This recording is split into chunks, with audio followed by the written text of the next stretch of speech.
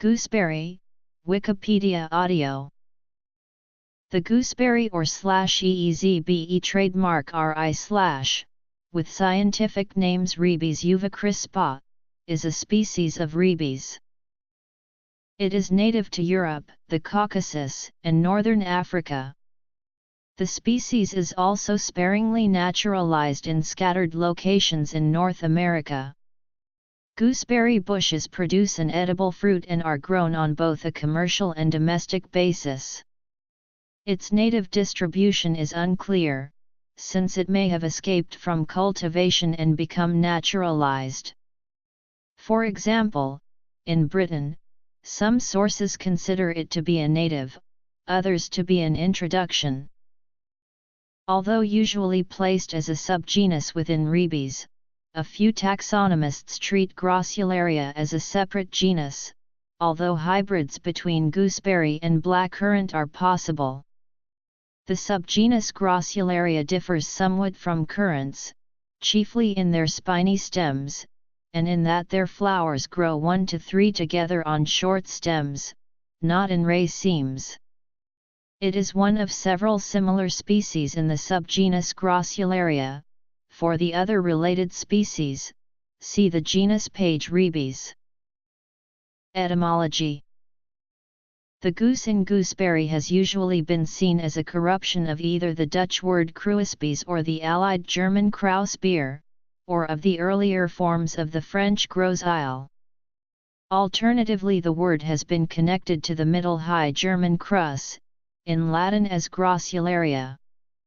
However, the Oxford English Dictionary takes the obvious derivation from goose and berry as probable because the grounds on which plants and fruits have received names associating them with animals are so often inexplicable that the inappropriateness in the meaning does not necessarily give good grounds for believing that the word is an etymological corruption. It is also perhaps worth noting that the French for gooseberry is gros isle à maquereau, translated as mackerel berries, due to their use in a sauce for mackerel in Old French cuisine. It is also possible that it might be a corruption of gooseberry, although what connection there may be to goods is no longer known. Careless, greenfinch, invicta, leveler, Williams industry. Gooseberry bush was 19th century slang for pubic hair, and from this comes the saying that babies are born under a gooseberry bush. The specific epithet uvicrispa literally means curved grape. The gooseberry is a straggling bush growing to 1.5 meters in height and width, the branches being thickly set with sharp spines, standing out singly or in diverging tufts of 2 or 3 from the bases of the short spurs or lateral leaf shoots. The bell-shaped flowers are produced, singly or in pairs, from the groups of rounded, deeply crenate 3 or 5 lobed leaves. The fruit are berries, smaller in wild gooseberries than the cultivated varieties, but often of good flavor.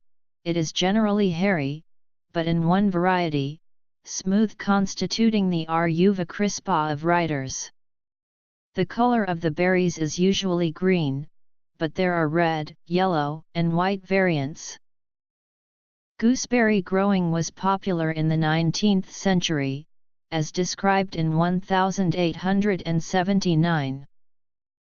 The gooseberry is indigenous to many parts of Europe and Western Asia, growing naturally in alpine thickets and rocky woods in the lower country, from France eastward, well into the Himalayas and peninsular India.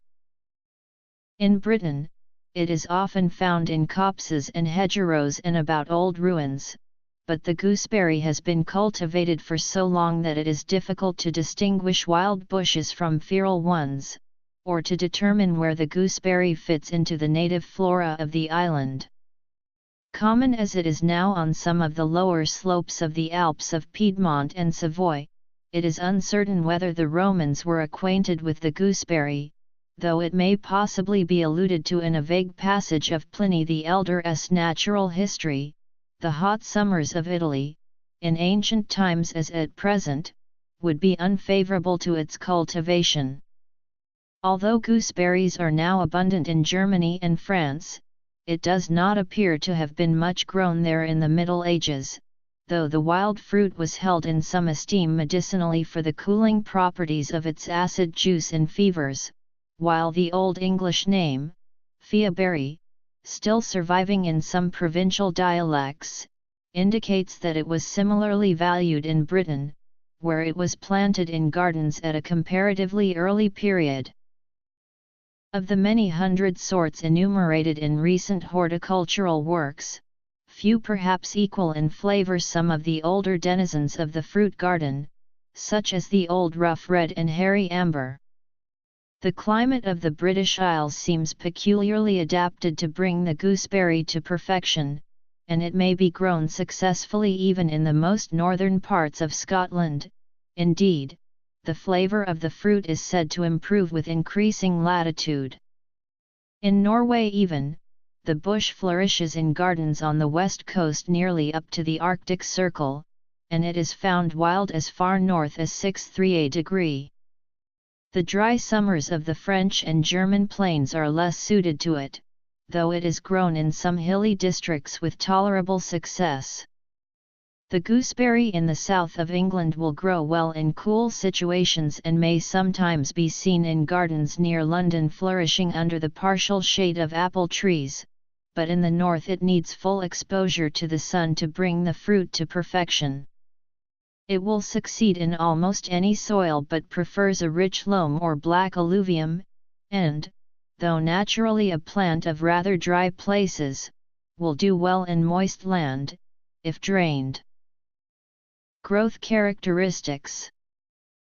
One method of propagating gooseberries is by cuttings rather than raising from seed.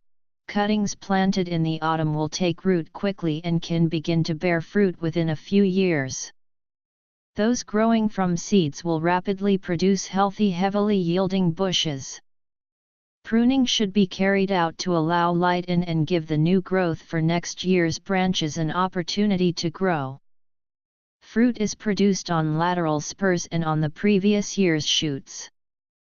The main aim is to let the light in, and a subsidiary purpose is to allow picking without excessive scratching from the spines. Heavy nitrogen composting must be avoided as too much nitrogen will produce extensive growth and weaken the bush. This will make the bush susceptible to mildew. The fruit should best be picked off when large to reach maximum sweetness. Supermarkets tend to have theirs picked early and before they are ripe and sweet to give a long shelf life. Heavily laden branches should be cut off complete with berries. This really benefits future crops as it lets the light reach the new growth. Cultivar Invicta now is a popular green gooseberry which has some mildew resistance. Numerous cultivars have been developed for both commercial and domestic use. The following have gained the Royal Horticultural Society's Award of Garden Merit. Gooseberry bushes are vulnerable to magpie moth caterpillars. In cultivation, the best method for removing them is to remove the larvae by hand soon after they hatch. Its eggs are laid on fallen gooseberry leaves. Gooseberry plants are also a preferred host plant for comma butterfly, whose larvae frequently feed upon the plant during the development stage. Other potential threats are V-moth and gooseberry sawfly. Nematous rebecii grubs will bury themselves in the ground to pupate. On hatching into adult form, they lay their eggs, which soon hatch into larvae, on the underside of gooseberry leaves. Insecticides used in the 19th century against these included tar water, weak solutions of carbolic acid, and powdered hellebore, which worked against magpie moths and V-moths as well as gooseberry sawflies. A 2008 study concluded that a solution of magnesium sulfate applied to a bush's leaves has a good residual action on the eggs and larvae of gooseberry sawfly, and also appears to deter egg-laying female sawflies. Careful removal of fallen leaves and tilling of the ground around the plant will also destroy most eggs and chrysalises of these insects.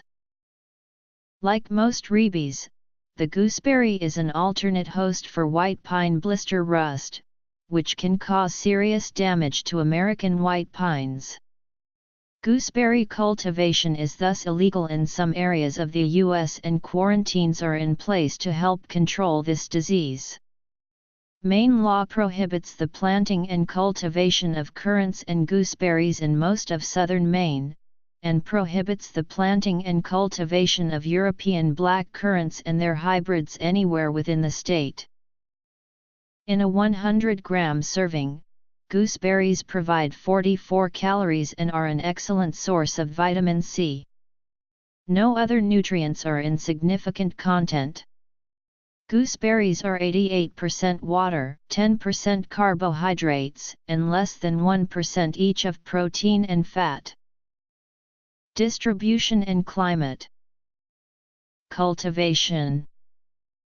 Gooseberries are edible and can be eaten as is, or used as an ingredient in desserts, such as pies, fools and crumbles. Early pickings are generally sour and more appropriate for culinary use. They are also used to flavor beverages such as sodas, flavored waters, or milk, and can be made into fruit wines and teas. Gooseberries can be preserved in the form of jams, dried fruit, or as the primary or a secondary ingredient in pickling, or stored in sugar syrup. Cultivars. Pests. Nutrition. Culinary uses.